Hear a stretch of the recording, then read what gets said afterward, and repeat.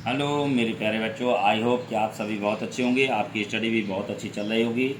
मैं रामलू सर सफलता coaching class से लाहौर से आपके लिए 10th साइंस का चैप्टर 5 चैप्टर कम का लेक्चर 8 लेकर आया हूँ। इससे पहले लेक्चर 7 का प्रश्न क्रमांक 46 का रक्तदाब के प्रकार का शीर्ष रह गया था। अनुशतलन दाब, हृदय में संतुलन के कारण धमनी में रक्तदाब कम हो जाता है, उसे अनुशतलन दाब कहते हैं। अनुशतलन दाब लगभग 80 mm पारा का होता है।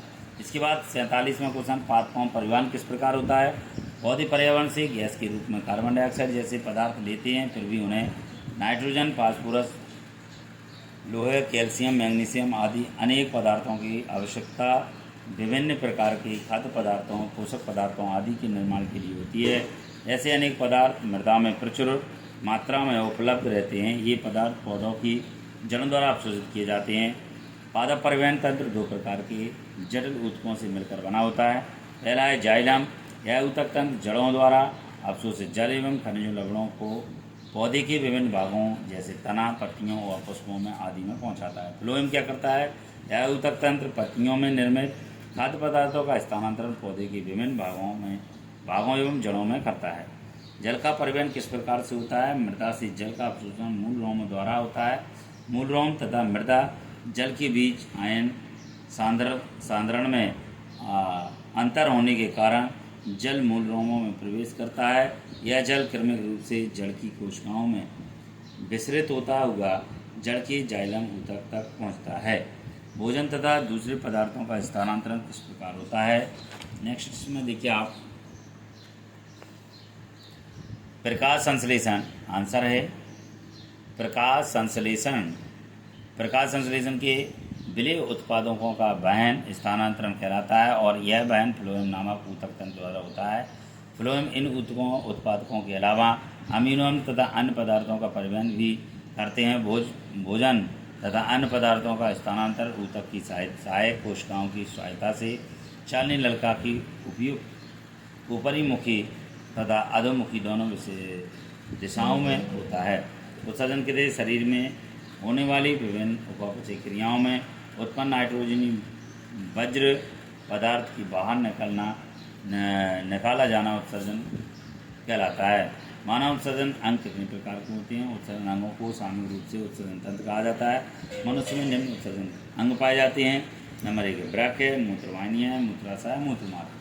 वृक्क में मनुष्य में एक जोड़ी वृक्क पाए जाते हैं। यह दोनों वृक्क उदर में कशिश ग्रंथि के दोनों ओर स्थित वृक्क गहरे भूरे एवं सैम के बीच की आकृति के होते हैं। इनका बाहरी भाग खोखला हुआ तथा भीतरी भाग दबा हुआ होता है, जिनके मध्य में छोटा सा एक गड्ढा होता है। गड्ढे को हाइलम कहते हैं। हाइलम भाग से वृक्क धमनी में प्रवेश करती है और वृक्क सिरा एवं मूत्रवाहिनी बाहर निकलती है। इसी में मूत्रवाहिनी है। मूत्रवाहिनी देखिए क्या कर रहे हैं। मूत्रवाहिनी में ये वृक्क से निकलकर मूत्राशय तक जाती है। इनकी भित्ति मोटी होती है तथा गुहा सक्रिय होती है। इनकी भित्ति में क्रमाकंचन पाया जाता है, जिसके फलस्वरूप मूत्रांगी की ओर बढ़ता है। मूत्राशय यह उदर के पिछले भाग में स्थित होता है। मूत्राशय मूत्रवाहिनियाँ आकर खुलती हैं व इसमें मूत्र को संग्रहित किया जाता है, इसलिए इसे मूत्राशय कहा जाता है। मूत्रमार्ग, मूत्राशय का पश्च छोर संकरा होकर एक पतली नलिका में परिवर्तित हो जाता है, जिसे मूत्रमार्ग कहते हैं।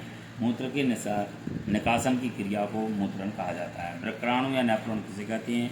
प्रत्येक वृक्क में लगभग 10 लाख अति सूक्ष्म नलिकाएँ होती हैं, जिन्हें वृक्क नलिकाएँ अथवा नेफ्रॉन कहते हैं। प्रत्येक नेफ्रॉन उत्सर्जन इकाई होती है। नेफ्रॉन की प्राण भाग एक प्याले के समान होती है, जिसे बौमन संपुट कहते हैं। बौमन संपुट के प्याले नुमा खांचे में रक्त की नलियों का गुच्छा होता है, जिसे ग्लोमेरुलस कहते हैं। ग्लोमेरुलस एवं बौमन संपुट को मिलाकर मेल्पिगी कोण कहते हैं। कृत्रिम वृक्क या अपोहन किसे कहते हैं। उत्तरजीविता के लिए वृक्क जैसे जैवांग कई कारक जैसे शुक्राणु आघात या वृक्क में सीमित रुधिर प्रवाह वृक्क की क्रियाशीलता को कम कर देते हैं। आगे का वीडियो आपको आगे के लेक्चर में डाल दिया जाता है। आशा करता हूँ यदि आपको ये वीडियो अच्छा लगे तो लाइक सब्सक्राइब जरूर करें और अधिक से अधिक शेयर करें। ये बुक के माध्यम से बताए हुए नोट्स हैं। धन्यवाद।